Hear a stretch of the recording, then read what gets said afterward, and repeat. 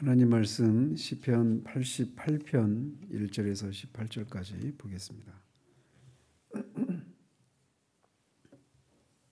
시편 88편 1절에서 18절까지 같이 읽겠습니다. 여호와 내 구원의 하나님이여, 내가 주야로 주 앞에서 부르짖었사오니 나의 기도가 주 앞에 이르게 하시며 나의 부르짖음에 주의 귀를 기울여 주소서. 물은 나의 영혼에는 재난이 가득하며 나의 생명은 스올에 가까웠사오니 나는 무덤에 내려가는 자같이 인정되고 힘없는 용사와 같으며 죽은 자 중에 던져진 바 되었으며 죽임을 당하여 무덤에 누운 자 같으니이다. 주께서 그들을 다시 기억하지 아니하시니 그들은 주의 손에서 끊어진 자니이다. 주께서 나를 깊은 웅덩이와 어둡고 음침한 곳에 두셨사오며 주의 노가 나를 심히 누르시고 주의 모든 파도가 나를 괴롭게 하셨나이다. 주께서 내가 아는 자를 내게서 멀리 떠나게 하시고 나를 그들에게 가증한 것이 되게 하셨사오니 나는 갇혀서 나갈 수 없게 되었나이다. 곤란으로 말미암아 내 눈이 쇠하였나이다. 여호와여, 내가 매일 주를 부르며 주를 향하여 나의 두 손을 들었나이다. 주께서 죽은 자에게 기이한 일을 보이시겠나이까? 유령들이 일어나 주를 찬송하리이까? 주의 인자하심을 무덤에서, 주의 성실하심을 멸망 중에서 선포할 수 있으리이까? 흑암 중에서 주의 기적과 이즘의 땅에서 주의 공의를 알 수 있으리이까? 여호와여, 오직 내가 주께 부르짖었사오니 아침에 나의 기도가 주의 앞에 이르리이다. 여호와여, 어찌하여 나의 영혼을 버리시며 어찌하여 주의 얼굴을 내게서 숨기시나이까? 내가 어릴 적부터 고난을 당하여 죽게 되었사오며 주께서 두렵게 하실 때에 당황하였나이다. 주의 진노가 내게 넘치고 주의 두려움이 나를 끊었나이다. 이런 일이 물같이 종일 나를 애우며 함께 나를 둘러쌌나이다. 주는 내게서 사랑하는 자와 친구를 멀리 떠나게 하시며 내가 아는 자를 흑암에 두셨나이다. 아멘. 이 시는 솔로몬과 동시대 사람인 에스라 사람 헤만의 시입니다. 그리고 그 헤만의 시를 고라 자손이 편집해서 모아놓은 그런 비탄시의 일종입니다. 우리가 읽지는 않았지만 그 위에 그 표제어에 보면 마할랏 르안노스에 맞춘 노래 이렇게 되어 있습니다. 이 마할랏 르안노시라고 하는 그 곡조에 맞추어서 연주하라 이런 뜻입니다. 그런데 그 말이 질병 중에 혹은 고통 중에라고 하는 그런 뜻인데, 그런 고통 중에 질병 중에라고 하는 그런 곡조에 맞추어서 연주하라라고 되어 있어서 이 매우 그 애조가 띈 그런 곡조로 연주하라고 하는 그런 비탄시입니다. 이 표제어에 나와 있는 것처럼 이 비탄시는 이 시편 중에서 시편에 기록된 비탄시 중에서도 가장 고통스러운 비탄시라고 알려져 있는 시편입니다. 왜냐하면 다른 시편에 나오는 비탄시의 경우에도 자신이 하나님 앞에서 겪고 있는 그런 고난을 하나님께 호소하고 탄식하고 이런 내용도 있지만, 또 동시에 그리고 그런 상황에서 자신을 구원해 달라고 하나님께 호소하는 내용들과 함께 아직 이루어지지 않았지만 미리 이루어진 것처럼 그렇게 믿음으로 하나님께 감사와 찬양을 올리는 그런 내용으로 구성되어 있는데, 이 시에는 그런 내용이 하나도 없습니다. 온통 자신이 처한 그런 고통과 고난 가운데서 고난을 하나님께 호소하고 또 하나님께 구해 주시기만을 구할 뿐, 그 하나님을 향한 그런 찬양과 감사 이런 내용이 전혀 나와 있지 않습니다. 그래서 커크 패트릭이라는 분은 이 시편 150편 중에서 이 시편이 가장 슬픈 시다 이렇게 말을 했고, 그분 이외에도 많은 분들이 단 한 줄기의 위로도 희망의 빛도 없는 시, 가장 절망적인 시, 가장 어둠침침한 시편이라고 하는 그런 평가를 받고 있는 시편이 바로 88편 이 시편입니다. 그래서 마르틴 루터도 이 시편이 영혼의 겨울 풍경을 보여준다라고 말하면서 고통은 단지 생생한 말로 만들어서는 안 된다. 모든 것이 다 잘 될 것이라는 철학을 성경에서 꾸며내는 장은 이 장을 찢어내야만 한다라고 말했을 정도로 이 시편에서는 하나님께 신뢰하고 의지하면 뭔가 잘 된다라고 하는 내용을 찾아볼 수 없을 정도로 그렇게 온통 슬픔과 비탄으로만 가득한 시편이 이 시편입니다. 그래서 이 자칫 이렇게 자신의 처한 그런 고통을 인한 그런 탄식만 있어서 언뜻 하나님에 대해서 시인이 불평만 쏟아내고 있는 것처럼 보이지만 그렇지 않은 것이 그런 이 탄식 중에서도 하나님을 떠나지 않고 하나님의 도움을 간절히 바라고 있다고 하는 점에서 이 시인의 이 절규는 고난받는 영혼의 불평이라기보다는 오히려 하나님의 도우심이 속히 임하기를 바라는 시인의 간절한 마음을 표현하고 있다고 할 수 있습니다. 이 시는 크게 세 단락으로 나눌 수 있는데 1절과 2절에서는 극심한 고난으로 인한 고통 중에 처한 시인이 구원을 호소하는 그런 자신의 간구에 속히 응답해 줄 것을 호소하고 있고, 또 3절에서 9절까지는 시인 자신이 처한 그런 공고한 처지와 고통에 대해서 정말 생생하게 절규하고 있고, 또 마지막 부분에서는 죽음과 같은 고통과 하나님의 침묵하심이 계속됨에 따라 겪게 되는 시인의 그 신앙적인 갈등을 진솔하게 고백하고 있습니다. 보시면 여호와 내 구원의 하나님이여 내가 주야로 주 앞에서 부르짖었사오니, 방금 말씀드린 것처럼 이 시가 고난 가운데서 하나님을 향해서 그 고통을 막 그냥 불평만 쏟아내고 있는 시가 아니라고 말할 수 있는 것은 바로 1절에서 나오는 겁니다. 시인은 자신을 구원하실 수 있는 분은 언약의 하나님이신 여호와 하나님밖에 없고 오직 그분만이 구원의 하나님이시라고 고백하고 있는 것에서 그는 그냥 단지 자신의 고통을 인해서 불평만 쏟아내고 있는 것이 아니라고 하는 것을 알 수 있습니다. 뒤에서 우리가 보겠지만 시인이 이렇게 절망적인 고난을 당하고 있는 이유는 알려지지 않은 시인 자신의 어떤 죄로 인해서 하나님이 징계를 내리신 결과 때문에 그런 고통을 겪고 있는 겁니다. 그런데도 그렇게 징계를 때리시는 하나님이 여전히 자신의 구원의 하나님이시라고 고백하고 있는 거예요. 우리가 방금 불렀던 찬송 가사처럼 때리시고 어루만져 위로해 주시는 그런 하나님이라고 하는 분명한 인식을 시인이 그런 고통 가운데서도 분명하게 인식하고 그 하나님께 자신의 상황에서 건져주실 것을 호소하고 있는 겁니다. 나의 기도가 주 앞에 이르게 하시며 나의 부르짖음에 주의 귀를 기울여 주소서. 시인은 이렇게 자신의 죄를 인해서 징계하시는 하나님이 여전히 구원의 하나님이심을 인하여 그 상황 가운데서 하나님께 구원을 호소하면서 그 부르짖음에 속히 귀를 기울여서 구원해 주실 것을 호소하고 있는 겁니다. 그러면서 3절에서는 왜 자신을 이렇게 자신의 부르짖음에 귀를 기울이셔서 자신을 구원해 주실 것을 호소하고 있는지를 말을 하고 있는데, 그것은 무릇 나의 영혼에는 재난이 가득하며 나의 생명은 수월에 가까워 싸우니 라고 말하고 있습니다. 즉 자신의 영혼에 미친 이 고난으로 인해서 자신이 거의 죽을 지경에 이르렀기 때문이라고 고백하고 있어요. 나는 무덤에 내려가는 자같이 인정되고 힘없는 용사와 같으며 죽은 자 중에 던져진 바 되었으며 죽임을 당하여 무덤에 누운 자 같으니이다. 주께서 그들을 다시 기억하지 아니하시니 그들은 주의 손에서 끊어진 자니이다. 계속해서 이 구절들에서 시인은 자신이 그렇게 정말 죽어서 무덤에 내려간 자 같은 죽은 사람과 같은 그런 처지에 이르렀다라고 말을 하고 있는 겁니다.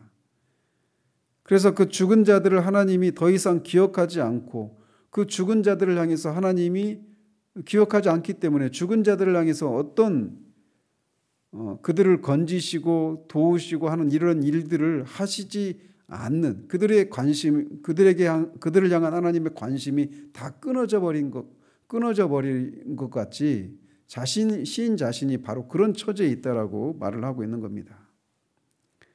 주께서 나를 깊은 웅덩이와 어둡고 음침한 곳에 두셨사오며 주의 노가 나를 심히 누르시고 주의 모든 파도가 나를 괴롭게 하셨나이다.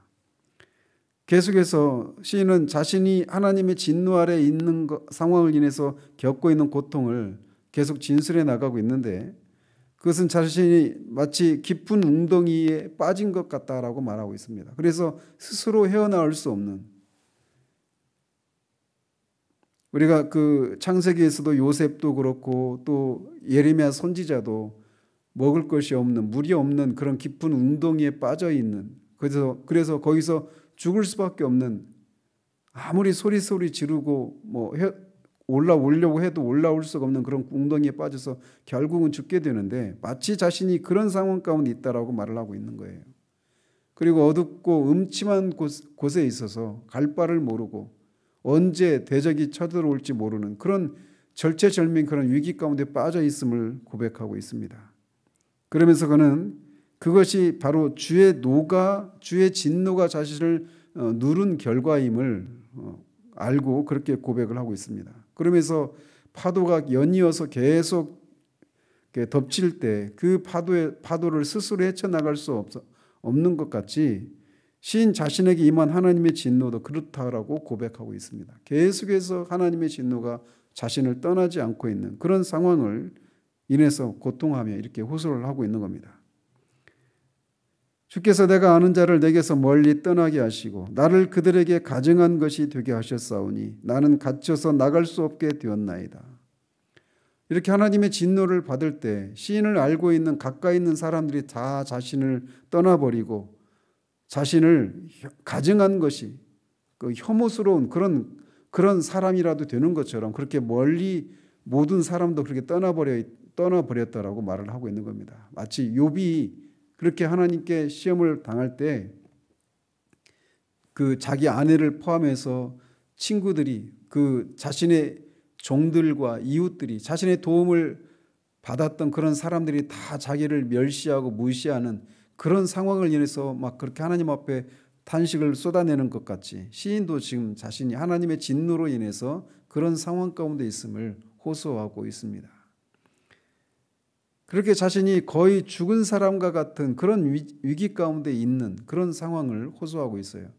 욥은 그런 상황에서 자신이 태어나지 않았으면이라고 탄식했는데, 시인은 거기까지는 가지 않았지만 자신이 죽은 자와 같은 그런 상황 가운데 있으니 속히 자신을 건져 주실 것을 하나님께 호소하고 있는 겁니다.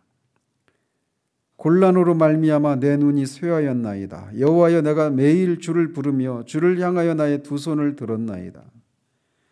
그런 상황에서 시인은 하나님을 향해서 부르짖는 것밖에 할 수 없었습니다. 즉 그런 상황에서 그는 그냥 빨리 죽여달라고 이렇게 호소하거나 그냥 막 자포자기 심정으로 그냥 있는 것이 아니라, 그런 상황에서 그는 매일 주를 부르며 주께 부르짖고 있다라고 말을 하는 것을 통해 진노 가운데서도 하나님의 긍휼과 자비를 구하는 그런 베푸실 하나님을 향한 믿음을 이렇게 기도라고 하는 형태를 통해 발휘하고 있는 겁니다. 그러면서 이제 이하에서 이어지는 구절들 속에서 또 더 강력한 논조로 이제 수사 의문문의 형태로 하나님의 구원을 호소하고 있습니다. 주께서 죽은 자에게 기이한 일을 보이시겠나이까? 유령들이 일어나 주를 찬송하리이까? 이렇게 수사 의문문을 통해서 죽은 자들은 이런 일을 할 수 없다라고 말을 하는 것이죠. 그러니까 죽은 자들이 이런 일을 할 수 없는 것이 당연한 것처럼 자신도 하나님이 자신에게 긍휼과 자비를 베풀어 주셔서 그런 상황에서 건져 주시지 않으시면 죽은 자처럼 자신도 그런 하나님을 향해 어떤 감사와 찬양도 할 수 없으니 내가 죽기 전에 속히 자신을 구원해 주실 것을 하나님께 호소하고 있는 거예요. 그래서 죽은 자에게 기이한 일을 보이시겠나이까? 유령들이 일어나 주를 찬송하리까? 이 얘기는 그렇게 할 수 없다라는 겁니다. 죽은 자에게 하나님이 기이한 일을 행하시지 않고 또 유령들이 주를 찬양하는 일도 있을 수가 없다라는 거예요.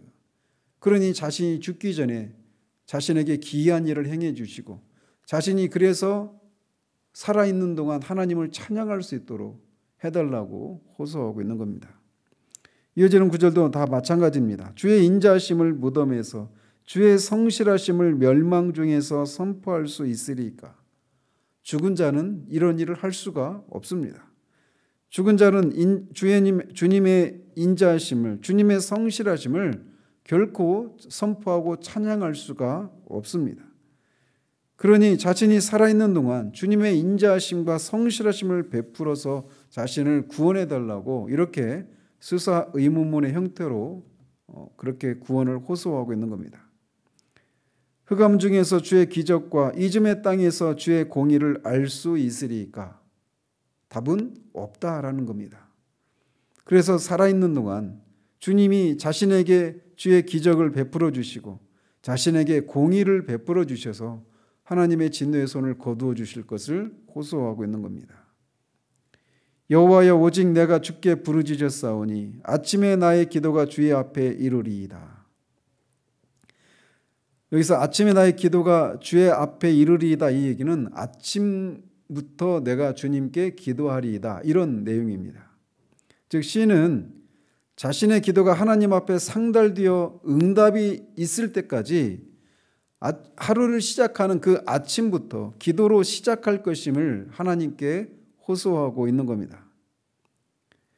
이것은 그가 그 주님이 누가복음 18장에서 불의한 재판관과 과부의 그 비유에서 말씀하셨던 것처럼 그는 그렇게 하나님을 계속해서 지속적으로 바라보고 하나님이 긍휼을 베풀어 주실 때까지 그렇게 하루를 시작할 때부터 밤낮으로 그렇게 하나님께 구원을 호소하며 기도하겠노라고 그렇게 하나님 앞에 고백을 하고 있는 겁니다.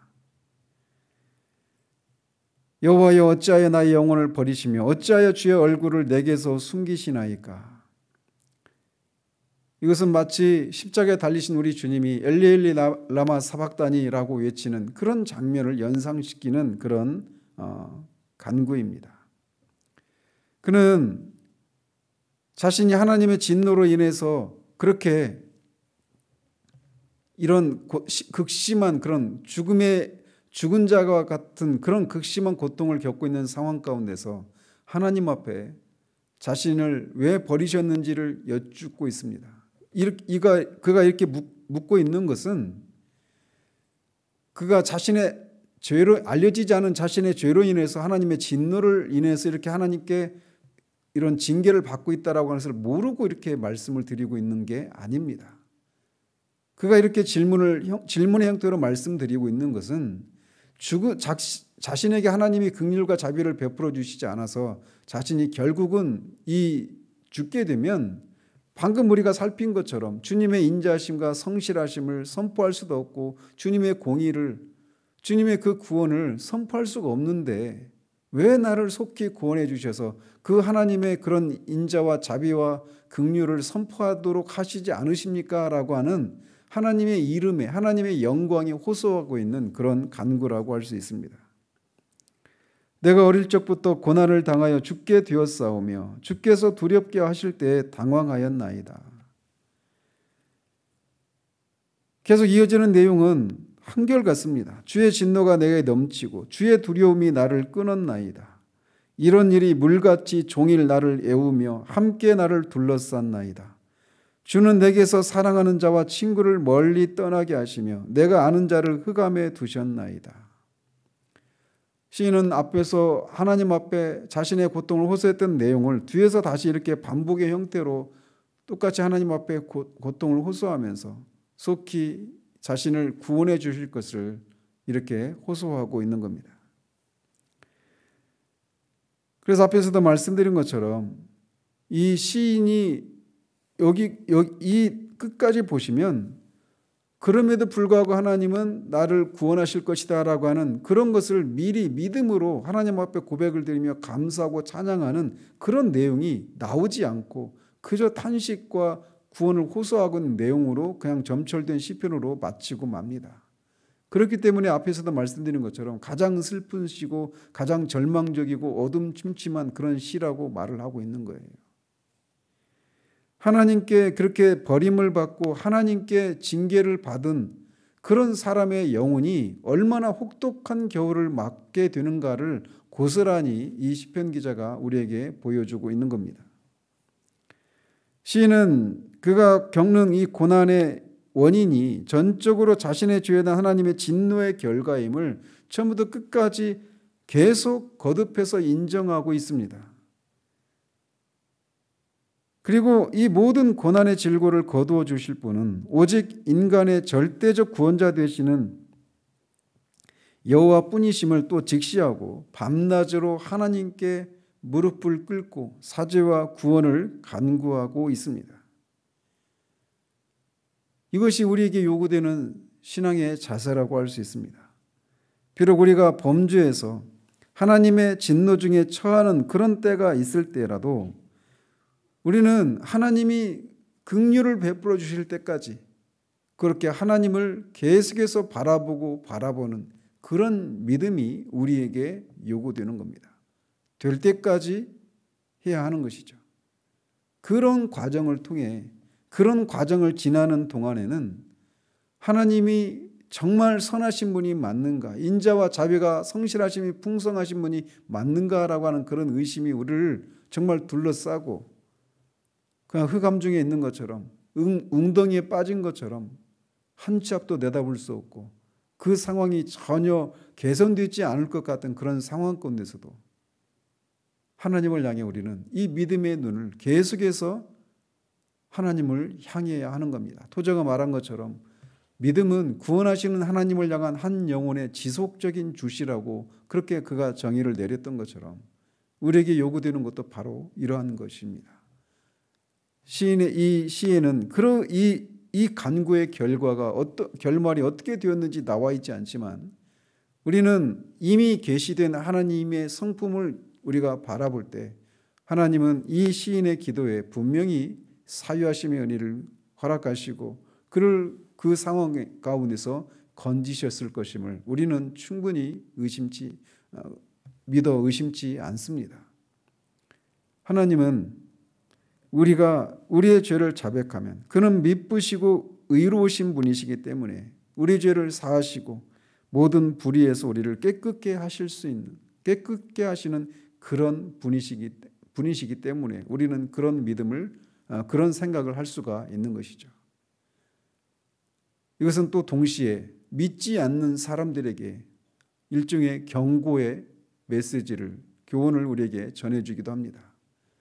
하나님의 진노 아래 있는 영혼은 이렇게 영혼의 그 겨울 풍경이라고 루터가 말했던 것처럼 그렇게 삭막하고 무섭고 공포스러운 그런 시기를 그런 날들을 지낼 수밖에 없습니다.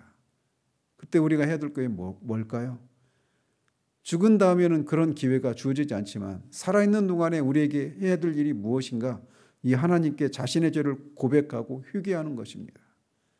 하나님을 지속적으로 바라보고 하나님의 긍휼을 바라보고 그렇게 지속적으로 주시할 때 하나님은 반드시 그 영혼을 불쌍히 여기시고 구원하시는 하나님이십니다. 이미 그런 하나님을 믿는 사람들에게 우리들이 또 기억해야 될 것은 하나님은 결코 우리를 이렇게 루터가 말하는 것처럼 영혼의 겨울 풍경이라고 표현했던 것처럼 우리를 영혼의 겨울 상태로 계속 그냥 내버려 두시지 않으신다라는 겁니다. 반드시 영혼의 봄은 옵니다. 그런 하나님을 바라보고 계속해서 지속적으로 주시하는 그런 믿음을 발휘하는 그런 우리들 되기를 우리 주님 이름으로 축원드립니다. 기도하겠습니다. 하나님 아버지, 많은 사람들이 이 시편 중에 가장 절망적이고 가장 슬프고 어둠침침한 루터가 말한 영혼의 겨울 풍경이라 부를 만한 전혀 어떤 감사와 찬양의 요소를 찾아볼 수 없는 그런 시편을 우리가 살펴보았습니다. 아버지 하나님, 우리의 삶을 살아가다 보면 우리는 종종 이런 때를 만나게 되는 것을 보게 됩니다. 비록 이 시편의 그런 시인을 향한 하나님의 선하신 은혜가 어떻게 나타났는지 그 결말이 우리에게 알려지지 않지만 우리는 이미 하나님이 많은 일들을 통해 하나님이 어떤 분이신가를 계시해 주신 그 진리의 근거에서 우리가 유추할 때 하나님은 분명히 이 시인의 간구에 응답하시고 그 겨울에서 영혼의 겨울에서 영혼의 봄을 허락해 주신 하나님이심을 우리가 믿음으로 고백을 드립니다. 따라서 우리가 영혼의 겨울과 같은 그런 상황을 지날 때 시인처럼 아침으로 저녁으로 그렇게 우리의 죄로 말미암아 징계하시는 하나님이심에도 불구하고 여전히 하나님이 우리의 구원의 하나님이심을 기억하고 시인처럼 그렇게 지속적으로 구원하시는 하나님을 향해 주시하는 그런 우리들을 들 수 있도록 주님 도우시옵소서. 그래서 영혼의 봄날을 맞아 주님의 자비하심과 인자하심을 정말 생명력 있게 생동감 있게 그렇게 찬양하고 높이는 그런 우리들을 들 수 있도록 주님 도와주시옵소서. 이 아침에도 그렇게 하나님을 주시하는 그런 기도가 될 수 있도록 하나님 도와주시기를 원하옵고 우리 주 예수 그리스도 이름으로 기도합니다. 아멘.